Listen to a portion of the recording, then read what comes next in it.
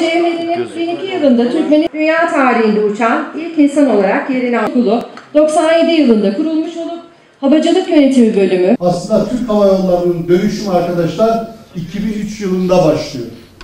2003 yılına kadar Türk Hava Yolları aslında lokal bir hava yoludur.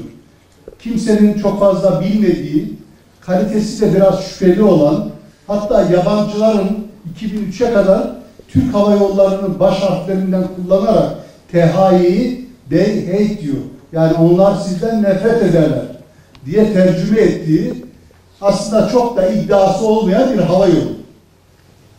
İşte 2003'te bu dönüşüm başlıyor.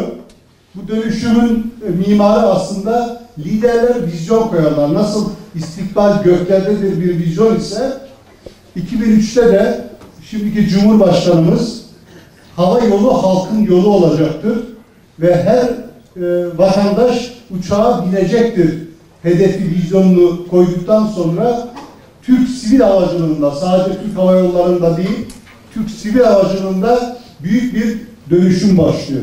2003'te biz 55 ülkeye uçuyoruz, 103 noktaya ve 65 uçaklık bir filoya sahibiz.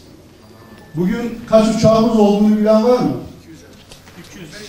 300 diyen var. Borsacı olan var mı burada artıran? 390 diyen var. 320. Evet, kim dedi? 320 diyen arkadaş, tebrik ediyoruz. 326. O kadar da olur. 326 uçağımız var. Arkadaşlar bakarsanız 2003'ten 2018'e, yani 15 yılda Türk Hava Yolları 5 kat büyümüş. Havacılık dolayısıyla büyüyor, gelişiyor. Havacılıkta istihdama ihtiyaç var. O yüzden özellikle üniversitede okuyan genç arkadaşlarımın havacılıkta hangi mesleğe girebilirim diye kendi kariyer planlarını yapması gerekiyor.